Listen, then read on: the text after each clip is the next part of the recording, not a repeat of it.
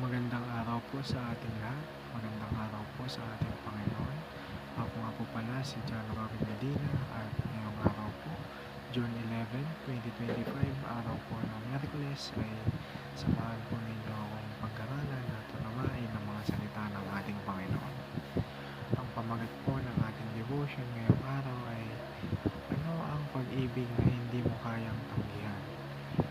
Irresistible Grace. At ang paksa po natin ay magmumula sa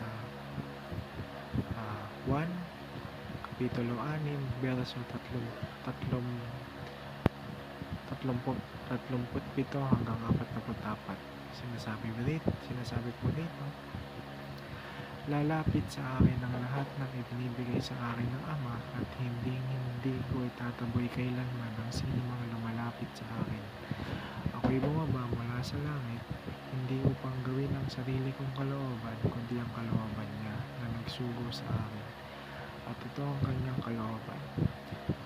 Ang huwag kong hayaang mapahamak ang kahit sino man sa mga ibinigay niya sa akin, kundi ang buhayin ko silang muli sa huling araw. Sapagkat ito ang kalooban ng aking Ama. Ang lahat ng nakakakita sa anak at sumasampalataya sa kanya ay magkaroon ng buhay na walang hanggan, at sila'y muli kong bubuhayin sa huling araw. Nagbulong-bulungan ng mga Hudyo dahil sa sinabi niyang ako ang tinapay na bumaba mula sa langit. Sinabi nila, hindi ba ito si Jesus na anak ni Jose? Kilala natin ang kanyang ama't ina. Paano mo masasabi ngayong bumaba siya mula sa langit?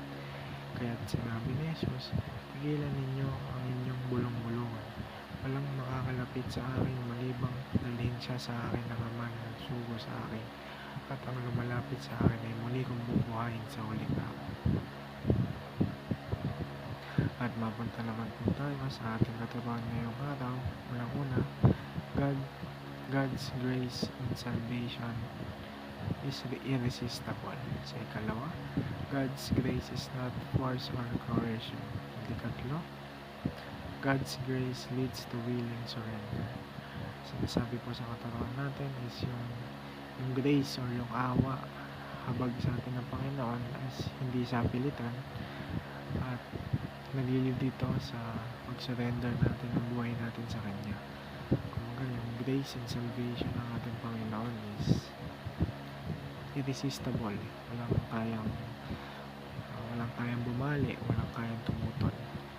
At papunta naman po tayo sa ating applications ngayong araw. Una, love God because He first loved us. Sa ikalawa, listen and obey with a willing heart. At ikatlo, live by the grace of God. Sa ating applications naman po, pinatutungkulan na sumunod tayo sa ating Panginoon genuinely, hindi yung napipilitan tayo. At mahalin lagi natin yung ating Panginoon.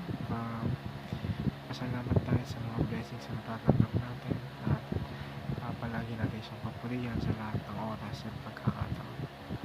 At yun lamang po para sa araw na ito. At upang tapusin po ang ating devotion ay samahan niyo po ako sa isang panalangin.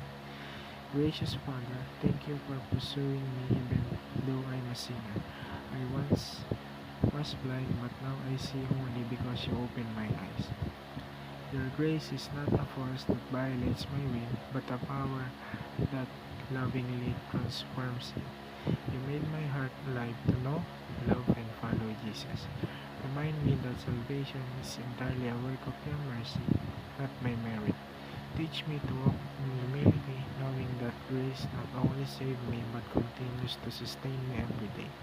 May others see that same grace at work in me. In Jesus' name, Amen. Yan lamang po. Maraming salamat po sa inyong pakikinig. God bless us all.